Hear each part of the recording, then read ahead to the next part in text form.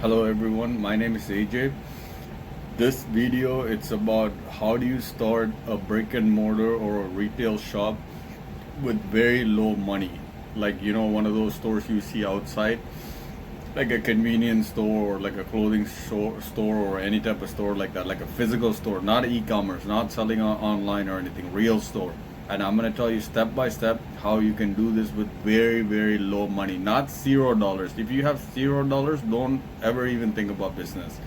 This is with very low budget, and I'm going to tell you step by step what you do, especially when you don't have a rich parents, or you can't get a loan, or you don't have any savings, but you can come up with 2 3 thousand or 5,000 or 10,000. Very little money, some kind of money you got to come up with.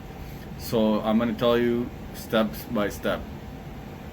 So step one is you have to pick a business that you can handle. What I mean by a business you can handle is just like you like Ferraris or Lamborghinis. Don't think about, oh, how do I open like a Ferrari dealership? It doesn't make sense because you need millions of dollars and you have no experience in that.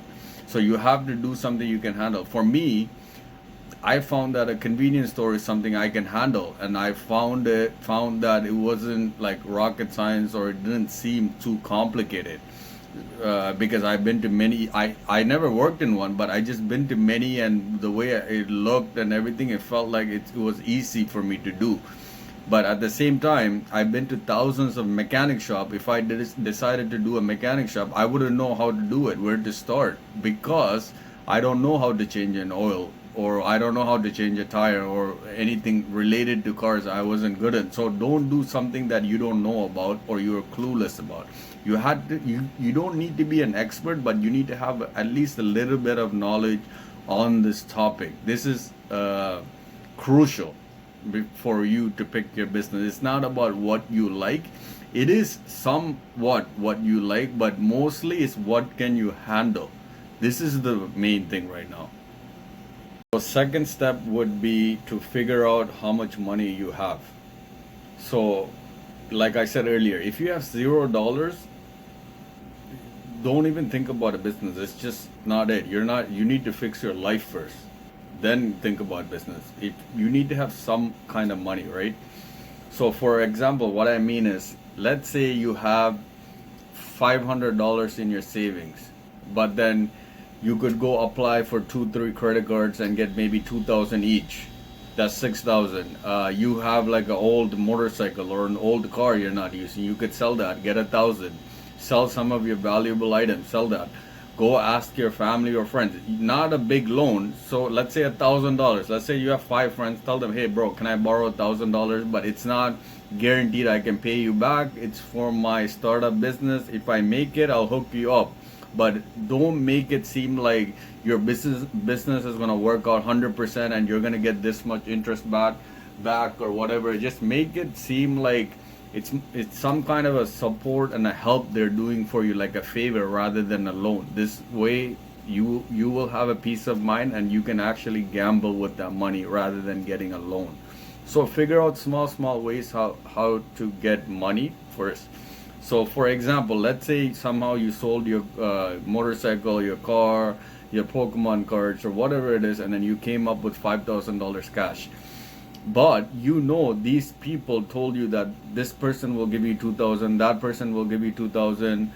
There's a credit card that you can get, or whatever it is. So you have a backup of another $5,000 or $10,000 coming, which is a great thing. So now you have $5,000 cash, and you have $10,000 as a backup. So this is the second crucial thing, which is you need to kind of figure out how much money is in your hand, and then how much money, just in case something goes wrong, that you can pull up. Step 3. So this is basically finding the location. This is the most crucial thing out of any business. I know you heard this many times when people say location. This is very true.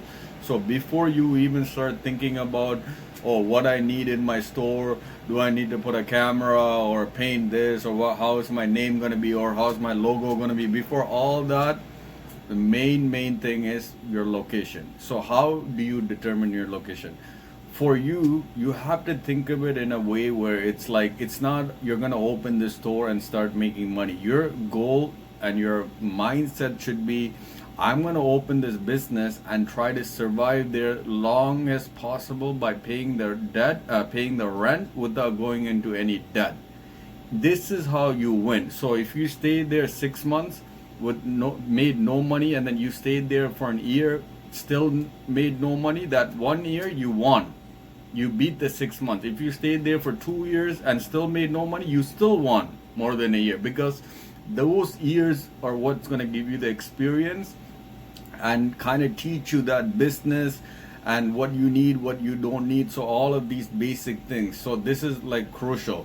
So when you're looking at a location, you have to look for something that you can manage. You don't want to get a location that's 3 hours away where you had to wake up, drive there 3 hours, come back 3 hours. You want to try to get a location that's very, very convenient for you. The more easier the location is for you, the easier the business will feel, and it won't feel like some kind of job. You will enjoy it. For example, let's say you found a location 30 seconds from where you live. Imagine how nice that would be. You literally wake up and walk to the store and run your business, then wake up and come back home, right? So this is what I mean.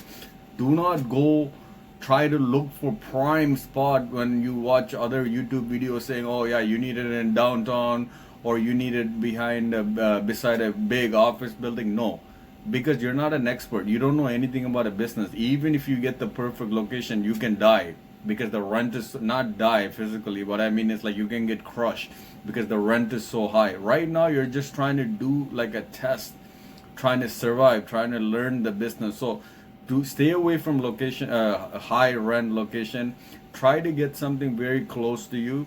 And main thing is, you have to kind of find out how your city works, the bylaw, because you can open a mechanic shop in front of like a school or beside a neighborhood houses or whatever, right? Every business has some kind of zoning restriction by your government. So whatever business you're trying to open, you have to kind of first figure out what areas that's possible, and in those areas, what's the cheapest area, the rent you can find, and then from there you will start looking for location. So once you know, hey, I live here, the 20 minutes away, I'm able to open my mechanic shop or convenience store in this area. The rents are going from $1,000 all the way to $10,000. You will look there. It might take you 1 day, it might take you 6 months, it might take you 2 years, but this is not a rush thing. If you don't find the location, you just got to keep looking, or you got to think about a different business that will work in this location or something. You cannot rush this. This is how people mess up big time. They get excited, they can't find the ideal location they want, so they said fuck it, and they'll go and just get a place and start. So look for the ideal place, right? So once you find that ideal location, the second thing you need to do is you have to calculate the rent. So for example, if the rent is $1,000 a month, you have to make sure you can cover up to 6 months. So which is $6,000, that you have the money. If the rent is $10,000 and the place looks amazing, you feel like you're gonna make millions of dollars, but you only have $5,000 in your account, you can't even cover 2 months. Stay away, because you're not an expert. Yeah, that might have been a golden chance, but don't take the risk. This is what I'm trying to tell you. Start slow. So the fourth point is that setting up your store on a budget. So before that, I want to get back into the third point, which is the location and the rent. When I meant the rent was $1,000, there's more expenses that add to it, meaning TMI. TMI is like when somebody manages your property, like cuts the grass, cleans the snow, there's a fee for it. So some landlord will include the TMI in the rent, some will not include it. So when you're going into the rent, you have to be more detailed, but I can go over that later on another video, because right now it's just like a basic understanding. Also the rent, it will you will have to pay other expenses like gas, electricity, internet bill, your alarm system, stuff like this. So getting back to the step 4, building your store on a budget. What I mean by this is that you have to kind of get this whole business going with very minimum spending. So in the beginning, a lot of entrepreneurs, they get excited on opening their first business, and they start trying to make the place look nice, paint the place, get some lights, put some tiles on, this and that, right? This is a extremely bad idea. So what you should do is try to get the place going with no investment. What I mean is, like, let's say there's like a hole in the wall, and you think, oh, there's a hole in the wall, customers are gonna look at it, doesn't look professional, this and that, and you spend $500 fixing the wall hole, and then later on in a month or two, one of your equipment breaks down, your cooler breaks down, you need $500 to fix that. That was what you needed the money, that was the priority. But earlier you spent it on the wall, which it might have mattered very, very little, but the customer won't come in and see a hole in the wall and say, oh no, I don't want to buy from here because there's a hole in the wall. They might not be super happy, but it's not a major situation. So this is what I'm trying to say. So it's not what you like or what you think it is. It's basically, let me try to get this store going with bare minimum spending. This is the fourth point.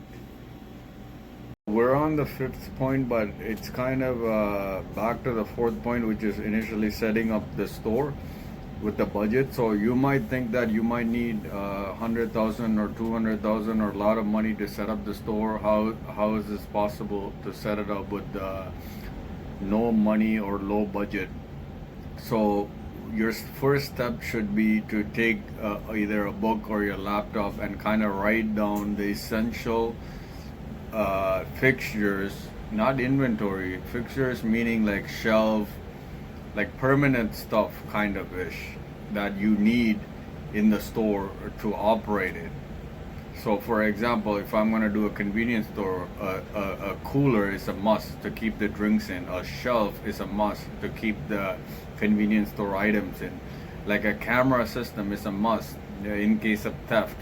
One of those sliding metal gates that you have in front of your store, in case somebody tries to break in at night, it protects them. So a cash register, a scanner to scan your product. So certain things like that is like a must. So these things, you will write it down, and once you write it down, you have to kind of figure out a way, how do I purchase each and every item? Basically, you have to try to get it for free. That's how your mindset should be. So for example, if you need a 3-door cooler, I wouldn't go to the Coca-Cola factory and try to purchase it from them for $4,000. I would go on either Facebook or Kijiji or some store closing down and try to buy it secondhand, even a little broken, and try to fix it up myself. Stuff like this. So every item you need to, first step should be buy it secondhand for almost like free or pennies on the dot. When I had my convenience store, I bought one of those Coca-Cola coolers that was worth almost $4,000, a 3-door cooler, for about $400. Just one of the doors had a little bit of leak, so the air was coming out. I ordered a brand new door for like $150, installed it myself, and it was a brand new fridge. So just like that, even the shelving, if you were to go to a custom cabinet factory to make that shelving, they might charge you $7,000, but I'm sure you can find one on Facebook or Kijiji or any of your local used selling websites. Buy one of those shelves for $100, or buy 2-3 shelves and put them together, paint them, sand them. So this is what I mean. So you could kind of build the store with all secondhand stuff, and painting will do miracle for you. You have to do a little bit of work yourself, and if you don't know much, get a friend that knows about this. Pay him a little, buy him a case of beer, or tell him to do you a favor. So similar to that situation, you will kind of buy everything secondhand. Worst situation, let's say you need a Coca-Cola fridge and you're not able to find it used, then you could actually go to those companies that actually manufacture them, like Costco or the actual factory of the Coca-Cola, and you could finance it where you wouldn't really need money up front. You could pay monthly, but I would never recommend that, because there's nothing guaranteed and you're going to be stuck with the loan for a very long time. This is like your final option, because you're not going to find every single item used. Some of them you have to sacrifice, but before even operating the store or before even signing the lease, you kind of need to get the rent payment idea in your head, and then kind of get the idea of, okay, what do I need in the store and how much is it gonna cost, is it available online, and kind of get a picture of it. Once you get these pictures of it and you kind of have an idea of, okay, this is what's gonna happen, then you can actually start to build your store. So now you guys know the basic principle of getting it going. So right now we're at point 6, which is about inventory.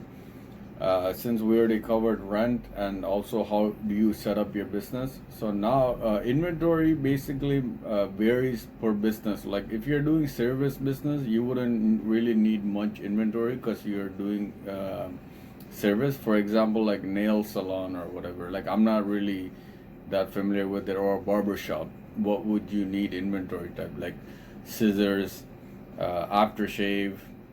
For a nail salon, maybe the paint for the nail, the fake nail, stuff like that. But for a convenience store, inventory matters a lot because we're a retail shop, not a service. So we buy the product and then we resell it for more money, and then we take the profit, and then that's how we pay the rent and employees, all this stuff. So inventory is always cycling, it's a must. So when you start your business, you gotta allocate a certain amount of money towards inventory. Let's say like $2,000 or $3,000. And kind of decide, okay, what inventory does this business need? For a convenience store, you would need chocolate, gum, drinks, water, stuff like this, right? So then you would kind of buy stuff that won't expire or go bad instantly. Like you don't want to start off with milk, bread, egg, yogurt, dairy, any dairy stuff. Like stuff like this will expire in a week or two. And if those things don't sell, you lose a lot of money. So always buy things that expiry date is like 6 months, 1 year, or 2 year. Like drinks and chocolate and gum, they don't expire for almost a year. So these are good products. So you also have to buy inventory that you know it will guaranteed sell in a week or two. At least a rough idea in the beginning. So this is very important. 1, it can expire quick. 2, it has to sell fast. In the beginning, you're kind of just like setting the store, buying a little bit of stuff, and once it starts moving, then slowly you can find out, oh, drinks are selling a lot, chocolate is not selling as much, so you should reinvest the inventory in the drink, and then keep going in the drink, and then later on you realize, okay, gums are selling a lot, and there's more profit in the gum, so let me start reinvesting. So this is how you start, how you buy the inventory.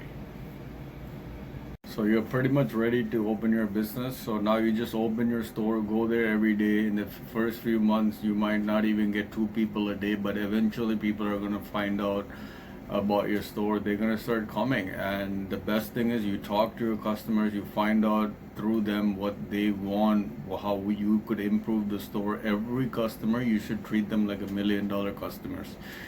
And it's like a learning thing. This first business that you're running, it's not about making money. It's more for the experience, what you've been through, what you learn about the location, what you learn about the type of business you're running, the financials, and all of this stuff. Me, I did this exact same thing, and I'm at my 3rd store right now. I started my restaurant when I was 23 years old. I had that for 3 years. After third year, I realized this is not what I wanted to do. I sold it. I got my convenience store about 6 years ago, built it from scratch, from Facebook, exactly the way I told you. Amazing store right now. Had it for almost 6 years. Now I have my 2nd location in downtown. I pay $14,000 rent. My Scarborough, my first store, I pay about $2,300, I believe, rent. So I jumped from there to here, but I started from step by step, just figuring it out. And once I figured it out, I moved to the next level. So if you guys found this video helpful, or even if I taught you something that you didn't know, let me know in the comment that, hey, you should make a video about this topic or whatever, and then I will definitely make videos on it. I don't just make up stuff. I'm only making videos related to what happened in my life and how I went from nothing to or operating 3 stores, real businesses in the hard after COVID economy, and I'm still surviving. And thank you. Hello everyone, my name is AJ. This video, it's about how do you start a brick and mortar or a retail shop with very